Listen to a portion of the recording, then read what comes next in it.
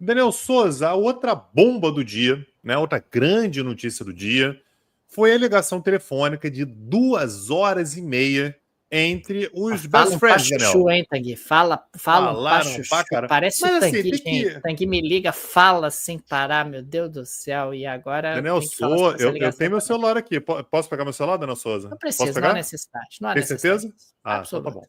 O Daniel Souza, mas assim, 2 horas e meia, contando que tem intérprete, é 1 hora e 15 de conversa real, né, Daniel Souza? Porque vai, um fala, tem que traduzir, não sei o que, mas ainda assim, 2 horas e meia pendurados no telefone. E aí, Daniel Souza, Vladimir Putin, na conversa com Donald Trump, concordou com a proposta de suspender os ataques contra a infraestrutura energética da Ucrânia por 30 dias.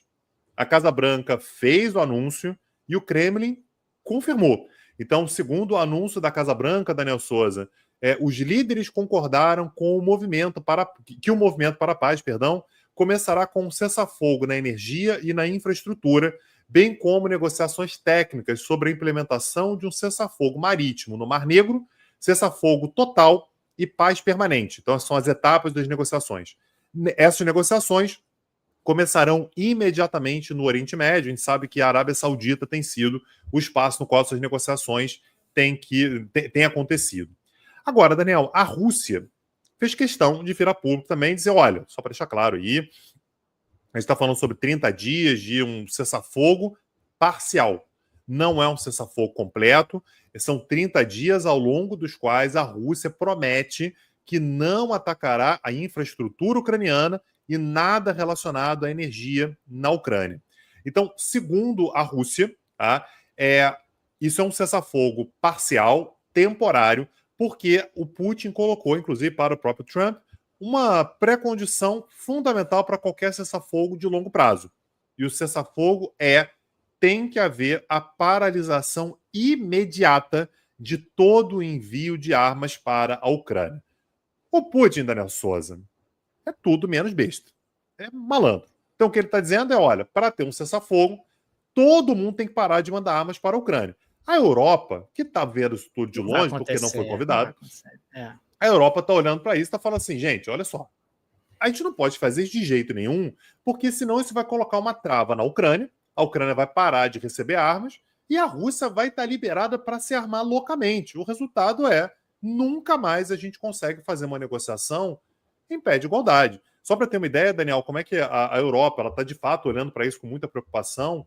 Na sexta-feira da semana passada, a União Europeia se reuniu em Bruxelas e anunciou que pretende dobrar a sua ajuda militar para a Ucrânia no ano de 2025, comparado a 2024, e pretende chegar, portanto, a 40 bilhões de euros em ajuda militar para a Ucrânia. Isso resolve a vida da Ucrânia? Não, está muito longe de resolver. Mas é o dobro do que a Europa oferecia no passado. Então, repara como é que você tem aqui uma briga, né? Você tem o Putin dizendo, olha, tem que parar de mandar armas, exatamente alguns poucos dias depois, né? 5 dias depois, 4 dias depois, da Europa anunciar que vai dobrar a sua ajuda, a ajuda oferecida para a Ucrânia.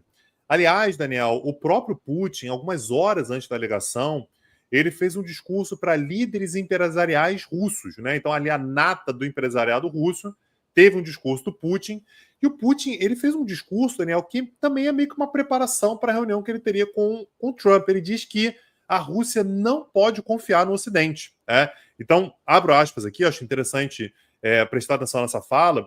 Ele diz o seguinte: mesmo que haja um gesto do outro lado são os países ocidentais, como se sugerissem tentar facilitar algo, como, por exemplo, retirar sanções, você pode esperar que eles vão encontrar outra maneira de atrapalhar as coisas.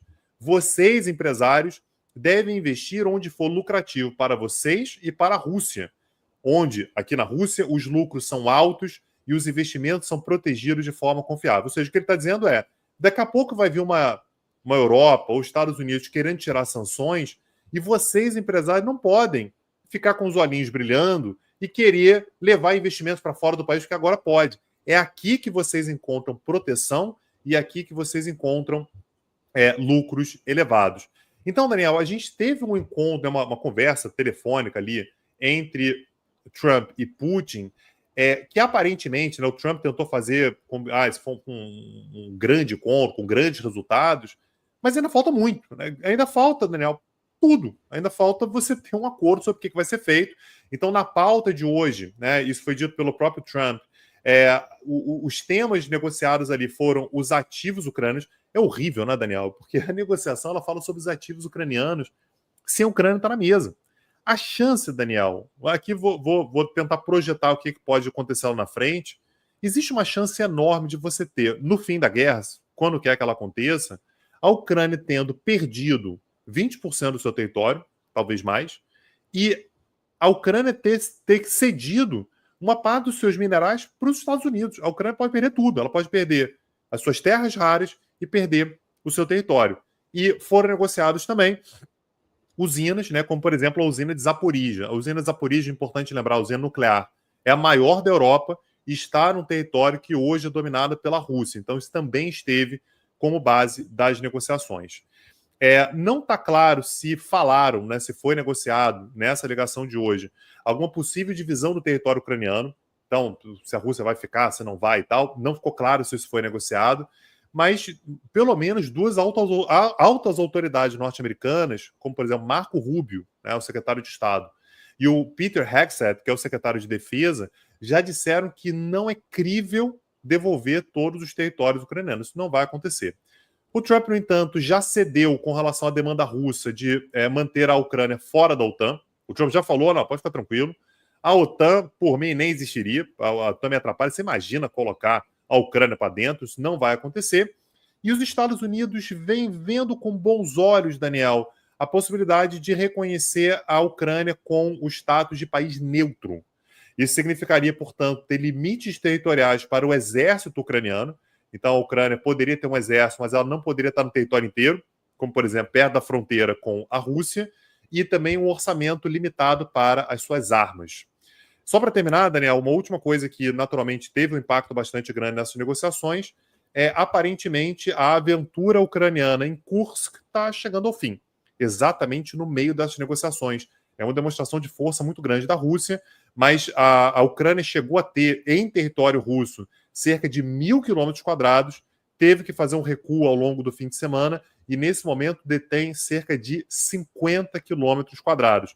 Passou de 1.000 para 50, ou seja, Daniel, a Ucrânia está praticamente, de fato, tirando as suas tropas de curso, porque não tem muito mais condições de se manter por lá, Daniel.